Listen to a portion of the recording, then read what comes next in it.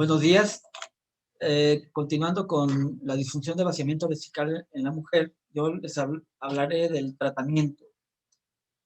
Vamos a recordar que la actividad inapropiada de los músculos del suelo pélvico y de la uretra esfinteriana durante la micción suele causar obstrucción funcional a la salida de la vejiga. Cuando esto ocurre en un individuo neurológicamente intacto, se llama micción disfuncional. Puede ocurrir a cualquier edad en hombres y mujeres. Los espectros de presentación e implicación clínica son vastos y puede tener un impacto profundo en la calidad de vida de los pacientes. En los niños se asocia con incontinencia urinaria, enuresis nocturna e infección urinaria recurrente y puede progresar a hidronefrosis e insuficiencia renal en casos graves. En adultos causa una variedad de síntomas del tracto urinario y clásicamente se presenta con dificultad para orinar o retención urinaria inexplicable. Los síntomas de almacenamiento son comunes y pueden ser los únicos. Pueden tener dificultades para iniciar la micción en público o pueden necesitar señales físicas o mentales para anularla. Es una de las enfermedades no neurogénicas más comunes y con frecuencia es responsable de dificultad para orinar no estructural en mujeres. Se cree que representa un comportamiento y una anomalía del desarrollo que se produjo en respuesta a un evento o condición adversa durante la infancia, aunque esto es debatible. La disfunción de vaciamiento no suele no estar sola o presentarse aislada, sino que puede coexistir con múltiples síndromes como el de vejiga hiperactiva, la incontinencia urinaria de esfuerzo, la incontinencia urinaria mixta, etcétera, de tal forma que la complejidad de estos pacientes es importante. Tenemos que tomarlo en cuenta. El tratamiento ha sido múltiple, pero vamos a hablar de los más importantes. Y de ellos el biofeedback es uno de los más importantes. En este estudio se analizaron 86 mujeres con infección urinaria recurrente y micción disfuncional. Se asignaron al azar en 4 grupos. El primero de biorretroalimentación y flujometría. El segundo también biorretroalimentación, pero ahora con ejercicios del piso pélvico. El tercero con ambas modalidades y el cuarto sin tratamiento. Cuando se analizaron los síntomas de almacenamiento, hubo una mejoría en todos los 3 grupos que hubo intervención, excepto en el que no lo hubo. Igual pasó con los síntomas de vaciamiento. Los pacientes con intervención mejoraron a través del tiempo hasta el año de seguimiento.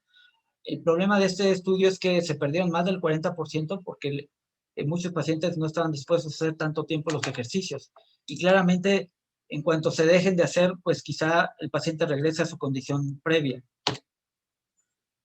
También se evaluó en este estudio los episodios de infección del tracto urinario y hubo una mejoría en los grupos de intervención comparado con el grupo de no intervención, como pueden ver. El siguiente paso es, si no mejoran con los aspectos conductuales, entonces los medicamentos orales ahora se tienen y básicamente son los alfa bloqueadores. La telosocina se ha usado en estos pacientes y en este estudio donde se evaluó la calidad de vida del índice de síntomas prostáticos y se tomó como éxito cuando hubo un cambio menor o igual a 2, y también se evaluaron otros aspectos secundarios como el cambio en el índice de síntomas prostáticos total, la calidad de vida del King Health Questionnaire, la carta de frecuencia, volumen de 24 horas, el Qmax y la orina residual. Se analizaron 80 sujetos, 40 por brazo, y se encontró una mejoría de la calidad de vida del índice de 80 a 55 y del IPSS total de 85 a 55 de telazocina versus placebo, con una diferencia significativa en ambas variables. Cuando analizamos la tabla, podemos observar que del índice de síntomas prostáticos lo único que mejoró fue la frecuencia y el esfuerzo, y del King Health Questionnaire lo que mejoró fueron el papel de las limitaciones y las emociones. El resto de las variables no mejoraron. Otro estudio, pero ya ahora con alfusocina, muestra en este carta de randomización, podemos ver que se analizaron finalmente 79 pacientes con alfusocina y 75 con placebo. Aquí están las características basales. Aquí llama la atención nada más que el Qmax era diferente, era un poquito mayor en el grupo de placebo. Sin embargo, cuando vemos los resultados de la carta de resultados, antes y después, con ambos tratamientos, pues no hubo diferencia significativa, excepto en una de las ítems del Bristol Female Questionnaire, y en el resto tampoco hubo ningún cambio, incluyendo la flujometría, que había habido un cambio en las características basales, ahora no lo hubo. Respecto a los efectos adversos de la alfuzoxina, fueron un poquito mayores que los obtenidos con el placebo. El que más se ha utilizado es la tamsulosina, y vamos a ver algunos resultados de los estudios. En este, que se evaluaron 140 mujeres de 27 a 69 años en un ensayo clínico evaluado a un mes, se analizaron 70 pacientes con tamsulosina y 70 con placebo. Y cuando se analizó el índice de síntomas prostáticos, hubo un descenso mayor en los pacientes que tenían tamsulosina comparado con el placebo, y esto fue significativo. Sin embargo, cuando hablamos del Qmax, no hubo diferencia entre los dos grupos. Entonces, mejora los síntomas, pero no mejora la obstrucción en realidad. Otro estudio, donde se evaluaron 106 pacientes a 8 semanas de tratamiento, se encontró un beneficio solo en el 84%. Aquí se dividieron el grupo de tratamiento en dos grupos, en el A, que no eran tan obstruidos, y en el B, que significó un tercio, y que estaban mucho más obstruidos.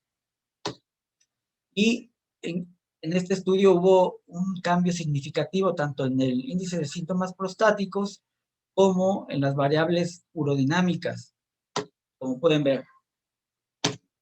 En otro estudio, donde usaron 0.2 miligramos de tamsulosina, podemos ver que se evaluó el IPSS, la flujometría y el residuo postmiccional. Se clasificó como una buena respuesta terapéutica solo cuando hubo una reducción del IPS del más del 50% de los puntos, aunado a un Qmax, a un incremento del Qmax del 30% o más. Se enrolaron 97 pacientes. Y entonces, en la evaluación con estos criterios, la buena respuesta terapéutica se obtuvo solo en el 35% de los pacientes. Fue un poquito mejor en las pacientes que estaban obstruidas que en las que tenían vejiga hipoactiva. Sin embargo, no fue significativo. Los efectos adversos fueron leves y tolerables. Cuando evaluamos la carta de resultados, podemos observar que prácticamente todas las variables del IPSS mejoraron, excepto urgencia y nocturia, y todas las variables urodinámicas también mejoraron. Ahora vamos a ver algunos estudios con toxina botulínica. Hay muy pocos, pero hay algunos estudios con inyección en el esfínter uretral externo. Y en este estudio, donde podemos ver cómo se definió arriba a la derecha la misión disfuncional, una vez que enrolaron a esos pacientes, les inyectaron Botox o placebo en una relación de 2:1. A los hombres se les puso 10 inyecciones y a las mujeres 5 inyecciones por diferentes vías, al hombre por vía transuretral y a la mujer por vía perineal. Los pacientes fueron dados de alta al día siguiente y se administró antibiótico oral durante 7 días. En la consulta externa se vieron a las 2 y 4 semanas. Cita la carta de randomización, donde fueron asignados 73 pacientes al azar. Sin embargo, solo se analizaron 62 pacientes, que fueron 48 mujeres y 14 hombres.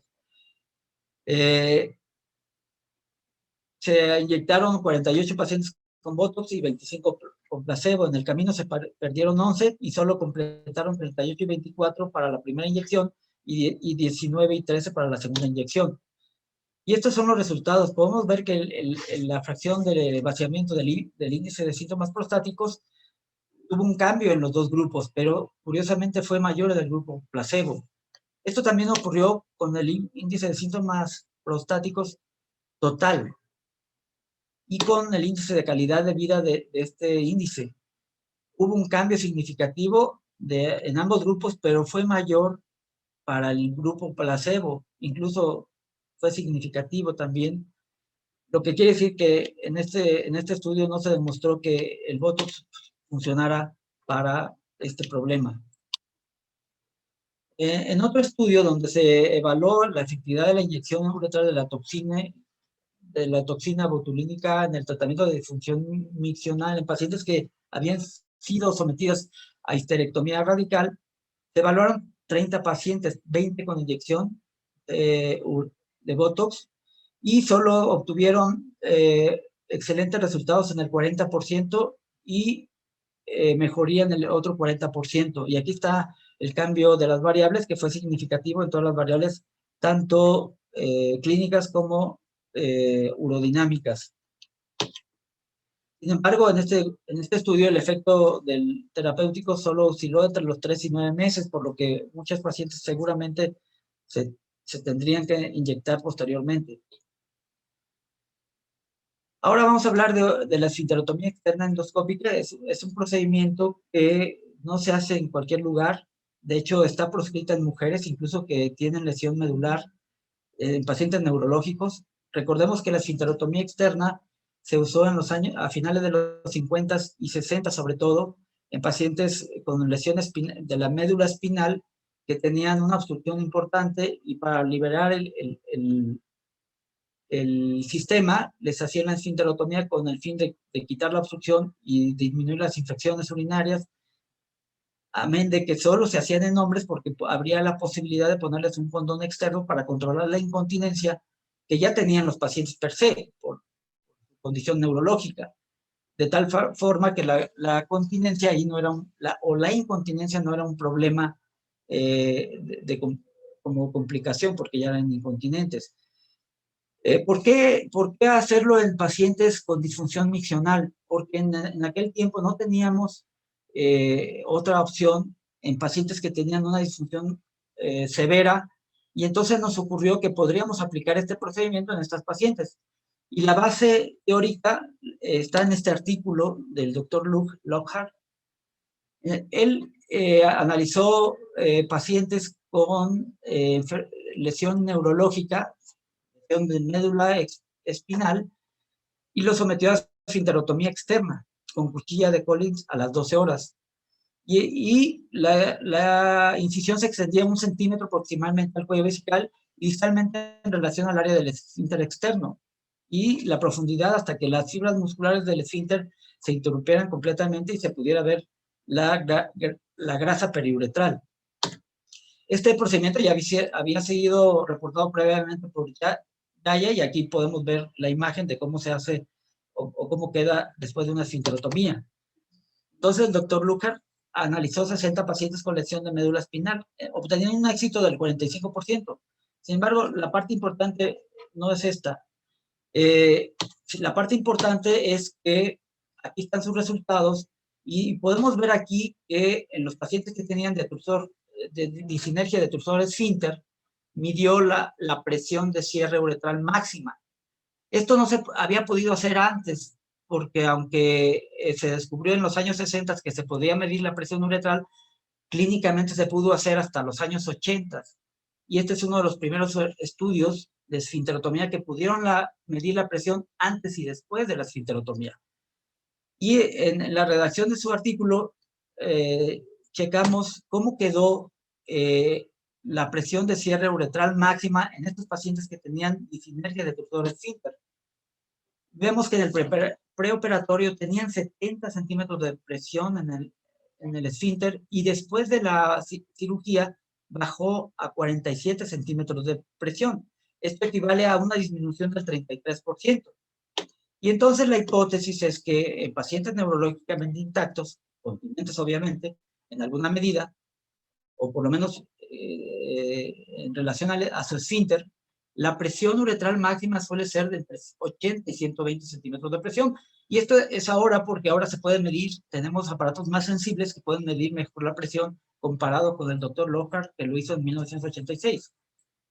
Y entonces en promedio el esfínter tiene 100 centímetros de presión. Si la esfinterotomía anteromedial reduce la presión en un 33%, que lo demostró el doctor Lockhart, entonces todavía nos quedaría 2/3 en el esfínter, es decir, una presión residual de 67 centímetros de agua. De tal forma que si la presión vesical durante la fase de llenado es menor de 10 centímetros, seguramente que en el esfínter uretral tenemos 6 veces todavía la presión necesaria para la continencia. Y para cuando quiera orinar el paciente, el esfínter va a estar más flojito para que pueda vaciar más fácilmente.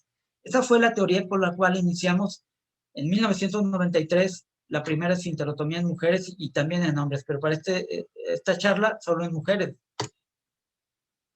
Este estudio fue el primer estudio, el primer reporte que hicimos de esto en un grupo de estudios de 58 pacientes con una edad promedio de 47 años y solo 40 pacientes las pudimos seguir en un mínimo de 6 meses, promedio de 12 meses. Y entonces vimos que la puntuación del índice de síntomas bajó de 21 a 9 puntos. 92% de las pacientes que tenían más de 12 puntos antes del procedimiento persistieron solo 15 con 12 puntos después de la esfinterotomía. Todas las pacientes tenían historia de infección urinaria recurrente previo al procedimiento y solo 27.5% de los pacientes persistieron con infección urinaria recurrente después del procedimiento. Y aquí tenemos las variables urodinámicas. ¿Qué pasó? Vemos el Qmax que subió de 23 a 32 mililitros por segundo, la orina residual bajó de 209 a 58, la presión máxima del detrusor bajó de 93 a 57. ¿Y qué pasó con la presión uretral máxima? Disminuyó, como se había previsto, aproximadamente un tercio. Sin embargo, no habíamos tomado en cuenta la longitud funcional, que también bajó. Y la relación entre estos dos parámetros se llama área total de cierre uretral, que es el área bajo la curva de la presión de la uretra. Y esta bajó más de lo que habíamos pensado, bajó un 51%. Sin embargo, nos quedó todavía un 49% que equivale a 5 veces la presión necesaria para la continencia. Por eso, estas pacientes se benefician y siguen siendo continentes desde el punto de vista de su esfínter.